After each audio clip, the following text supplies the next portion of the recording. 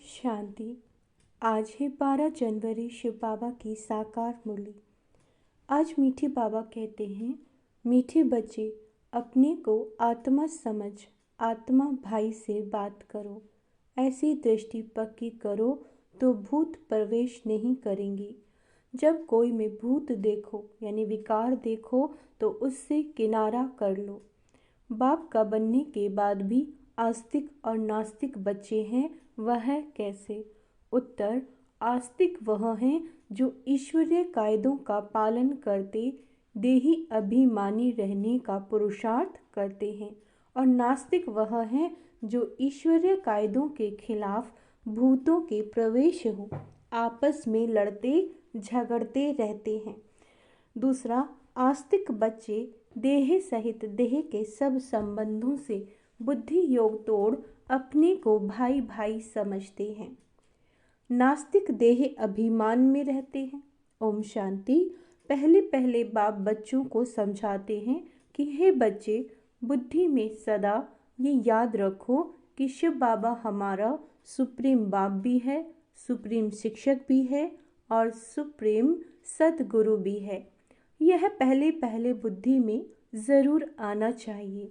हर एक अपने को जान सकते हैं कि हमारी बुद्धि में आया है या नहीं आया। अगर बुद्धि में याद आता है तो आस्तिक है, नहीं आता तो नास्तिक है। स्टूडेंट की बुद्धि में फट से आना चाहिए कि टीचर आया है। घर में रहते हैं तो वह भूल जाता है।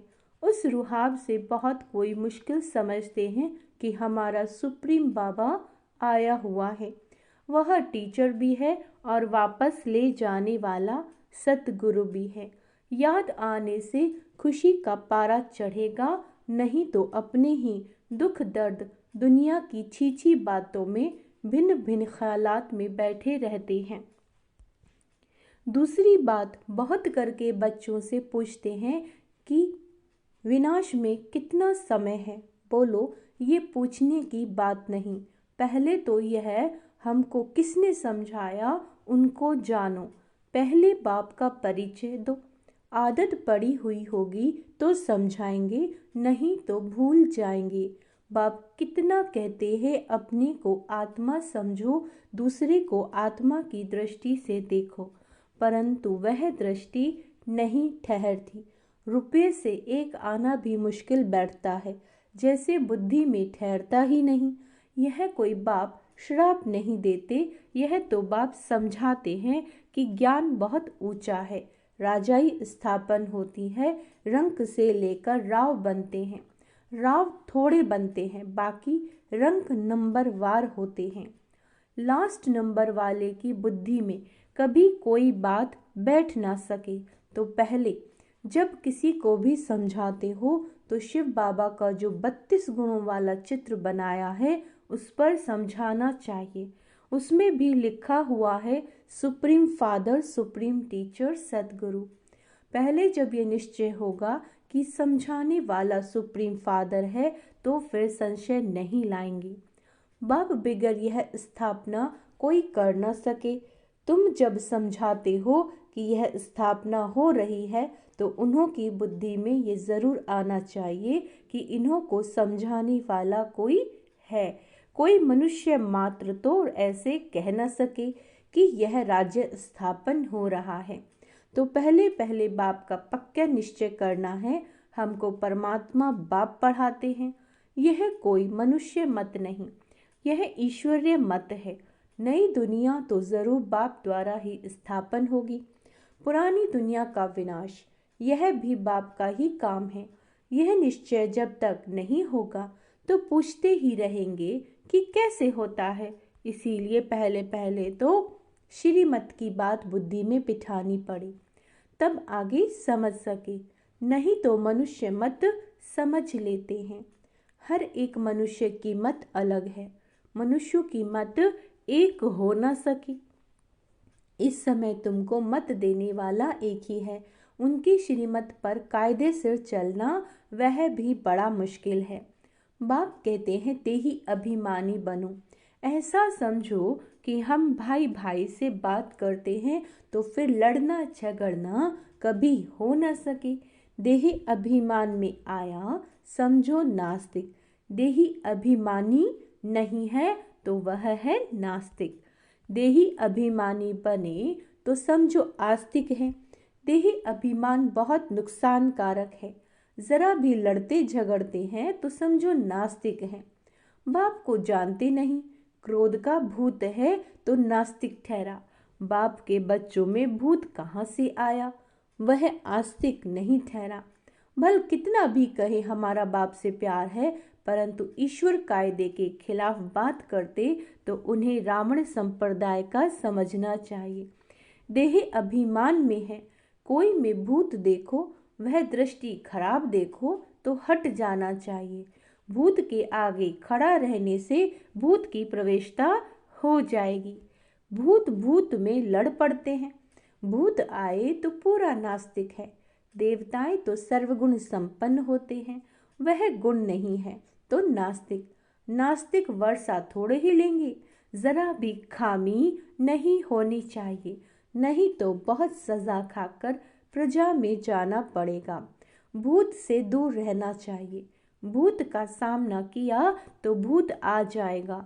भूत से कभी सामना नहीं किया जाता, उनसे जायज़ती बात भी नहीं करनी चाहिए। बाप कहते यह है भूतों की दुनिया। भूत जब तक निकले नहीं तो सजाएं भी खानी पड़ेंगी, पद भी पा नहीं सकेंगे। लड़ाई तो एक ही है, कोई राव बन जाते हैं, कोई रंक बन जाते हैं। राव की दुनिया है, अभी रंकों की दुनिया। सब में भूत है, भूत निकालने का पूरा पुरुषार्थ करना चाहिए। बाबा मुरली में बहुत समझाते हैं, किस्म किस्म के स्वभाव होते हैं, बात मत पूछो। तो प्रदर्शनी आदि में पहले पहले बाप का परिचय देना है। बाप कितना लवली है, वह हमको ऐसा देवता बनाते हैं। गायन भी है, मनुष्य से देवता किए करत न लागी वार। देवताएं थे सतयुग में तो जरूर उनसे पहले कलयुग था। यह सृष्टि चक्र का ज्ञान भी तुम बच्चों की बुद्धि में अब है, वहाँ ये ज्ञान इन देवताओं में नहीं रहेगा। अब तुम नॉलेजफुल बनते हो, फिर पद मिल गया है ना। बाबा कहते हैं तो नॉलेज की दरकार नहीं। यह है बेहद का बाप, जिससे 21 पीढ़ी तुमको स्वर्ग का वर्षा मिलता है। तो ऐसे बाप को कितना याद करना चाहिए। बाबा सदैव समझाते हैं कि हमेशा समझो कि शिव बाबा हमको समझा रहे हैं। शिव बाबा इस रथ द्वारा हमको पढ़ा रहे हैं। यह हमारा बाप टीचर गुरु है। यह है बेहद की पढ़ाई। तुम समझते हो पहले हम तुच्छ बुद्धि थे। इस कॉलेज का कोई को जरा भी पता नहीं है, इसीलिए समझाने के समय अच्छी तरह से घोट घोट कर समझाओ। श्री कृष्ण की तो बात ही नहीं। बाप ने समझाया श्री कृष्ण का कोई चरित्र है ही नहीं, सिवाय शिव बाबा के। ब्रह्मा विष्णु शंकर के भी बाबा कहते हैं चरित्र हो न सके। चरित्र है ही एक का, जो मनुष्य से देवता बनाते हैं, विश्व को हेवन बनाते हैं। तुम उस बाप की श्रीमत पर चलते हो, बाप के मददगार हो। बाप नहीं होता तो तुम कुछ भी कर नहीं सकते थे। तुम अभी वर्थ नॉट ए पेनी से वर्थ पाउंड बन रहे हो। अब नंबर वार पुरुषार्थ अनुसार तुम सब जान गए हो। तो पहले पहले बाप का परिचय सतयुग में देवताओं की बेहद की बादशाही है। उनके राज्य में और कोई था नहीं। अभी तो कितना कलयुग है, कितने ढेर धर्म हैं। यह एक ही आदि सनातन देवी देवता धर्म कब स्थापन हुआ, ये कोई की बुद्धि में नहीं है। तुम बच्चों की भी बुद्धि में नंबर वार पुरुषार्थ अनुसार है, जो पहले बाप की महिमा पर लंबी अच्छी तरह से समझाना चाहिए। हम जानते हैं जरूर बाप से हमको पहचान मिली है।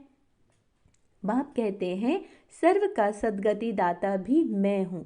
कल्प कल्प मैं तुम बच्चों को राय देता हूँ कि अपने को आत्मा समझो और मुझे याद करो, तो आत्मा पतित से पावन बन जाएगी।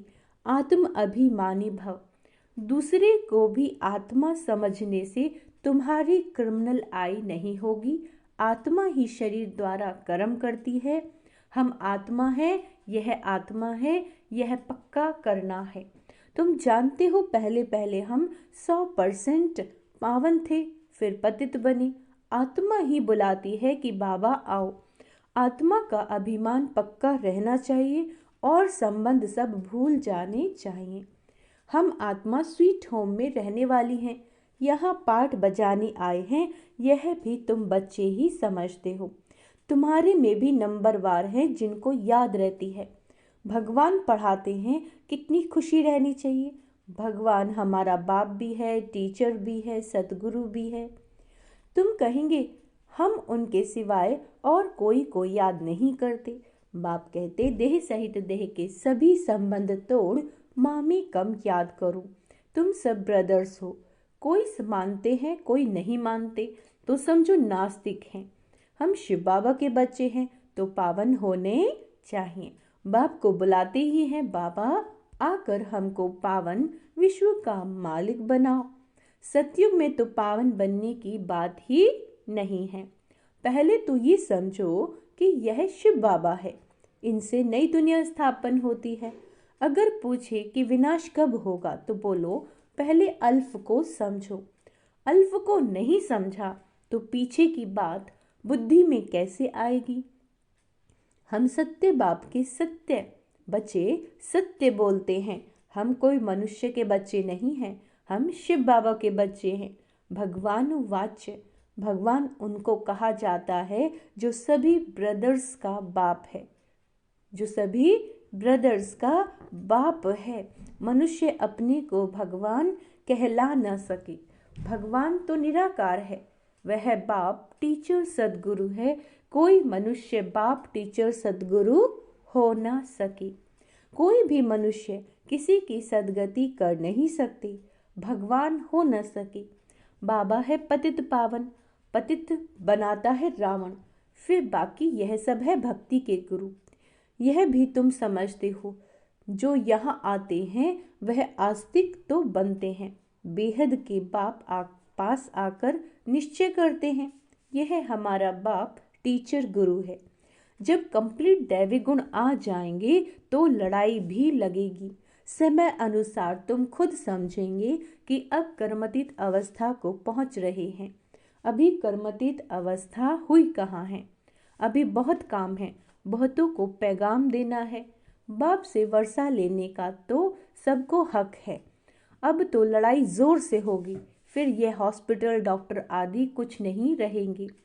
बाप बच्चों को सम्मुख समझा रहे हैं कि तुम आत्माएं 84 जन्म शरीर धारण कर अपना पार्ट बजाती हो। किसी के 70-80 जन्म भी होंगे। अभी जाना तो सबको है, विनाश होना ही है। अपवित्र आत्मा जा न सके। क्या कहते हैं बाबा कि अपवित्र आत्मा परमधाम जा न सके। पावन होने लिए बाप को जरूर याद करना है। अगर पावन बनना है तो बाबा को जरूर याद करना है। मेहनत है। 21 जन्मों के लिए स्वर्गवासी बनना है। कोई कम बात है क्या। मनुष्य तो कह देते हैं फलाना स्वर्गवासी हुआ। अरे स्वर्ग है कहाँ, कुछ भी समझते नहीं। तुम बच्चों को बड़ी खुशी होनी चाहिए कि भगवान हमको पढ़ाते हैं, विश्व का मालिक बनाते हैं। खुशी एक होती है स्थायी और दूसरी होती है अल्पकाल की। पढ़ेंगे पढ़ाएंगे नहीं तो खुशी क्या होगी। असुरी गुणों को भगाना है। क्या कहते हैं बाबा, अंडरलाइन करना है। असुरी गुणों को भगाना है। बाप कितना समझाते हैं। कर्म भोग कितना है। जब तक कर्म भोग है तो यह निशानी है। अभी तक कर्मतीत अवस्था हुई नहीं है, अभी मेहनत करनी है। कोई भी माया के तूफान न आए। बच्चों को ये निश्चय है कि बाप ने हमको अनेक बार मनुष्य से देवता बनाया है। तो बाबा हमें क्या बना रहे हैं, मनुष्य से देवता। यह बुद्धि में आए तो भी अहो सौभाग्य। यह बेहद का बड़ा स्कूल है, वह होता है हद का छोटा स्कूल। बाप को तो बड़ा तरस आता है, कैसे समझाऊं। कोई से तो अब तक भी भूत निकले नहीं हैं। दिल पर चढ़ने बदले गिर ही पड़ते हैं। कई बच्चियां तो तैयार हो रही हैं। क्या कह रहे हैं बाबा कि कई बच्चियां तो तैयार हो रही हैं अनेकों का कल्याण करने के लिए। अच्छा, मीठे मीठे सिक्के लदे बच्चों प्रति माता पिता बाप दादा का याद प्यार और गुड मॉर्निंग। रूहानी बाप की रूहानी बच्चों को नमस्ते। हम रूहानी बच्चों की रूहानी बाप दादा को याद प्यार, गुड मॉर्निंग, नमस्ते मीठे बाबा, शुक्रिया बाबा, शुक्रिया। धारणा के लिए मुख्य सार, कोई भी बात ईश्वरीय कायदे के खिलाफ नहीं करनी है। क्या कहा है बाबा ने कि कोई भी बात ईश्वरीय कायदे के खिलाफ नहीं करनी है। किसी में भी अगर भूत की प्रवेशता है ना, या दृष्टि उसकी खराब है तो उसके सामने से हट जाना है, उससे जायज़ी बात नहीं करनी है। स्थायी खुशी में रहने के लिए पढ़ाई पर पूरा ध्यान देना है। हमारी खुशी स्थायी रहे तो उसके लिए क्या करना है, मुरली को ज़्यादा से ज़्यादा पढ़ना है। असुरी गुणों को निकाल दैवी गुण धारण कर आस्तिक बनना है। क्या कहा है बाबा ने, असुरी गुणों को निकालना है और दैवी गुण धारण करने हैं। आज का वरदान है निश्चय और नशे के आधार से। निश्चय और नशे के आधार से हर परिस्थिति पर विजय प्राप्त करने वाले सिद्धि स्वरूप भव। बाबा कहते हैं योग द्वारा अब ऐसी सिद्धि प्राप्त करो जो अप्राप्ति भी प्राप्ति का अनुभव कराए। अप्राप्ति भी प्राप्ति का अनुभव कराए। निश्चय और नशा हर परिस्थिति में विजयी बना देता है। आगे चलकर ऐसे पेपर भी आएंगे जो सूखी रोटी भी खानी पड़ेगी, लेकिन निश्चय और नशा और योग के सिद्धि की शक्ति सूखी रोटी को भी नरम बना देगी, परेशान नहीं करेगी। आप सिद्धि स्वरूप की शान में रहो तो कोई भी परेशान नहीं कर सकता। कोई भी साधन है, बाबा कहते हैं कोई भी साधन है तो आराम से यूज करो, लेकिन समय पर धोखा ना दे, ये चेक करो। स्लोगन, निमित्त बन यथार्थ पाठ बजाओ। निमित्त बन यथार्थ पाठ बजाओ तो सर्व के सहयोग की मदद मिलती रहेगी। अव्यक्त साइलेंस द्वारा डबल लाइट फरिश्ता स्थिति का अनुभव करो। किसी भी कार्य में नवीनता की इन्वेंशन के लिए एकाग्रता की आवश्यकता होती है। चाहे लौकिक दुनिया की इन्वेंशन हो, चाहे आध्यात्मिक इन्वेंशन हो। एकाग्रता अर्थात एक ही संकल्प में टिक जाना। अब एकाग्रता का अर्थ बाबा ने बताया है एक ही संकल्प में टिक जाना, एक ही लगन में मगन हो जाना, अपनी शांत स्वरूप स्थिति में स्थित हो जाना। इससे बुद्धि का भटकना सहज ही छूट जाएगा, देह और देह की दुनिया सहज भूल जाएगी और डबल लाइट फरिश्ता स्थिति का अनुभव होने लगेगा। अच्छा, ओम शांति। तो आज का स्वमान अभ्यास करेंगे।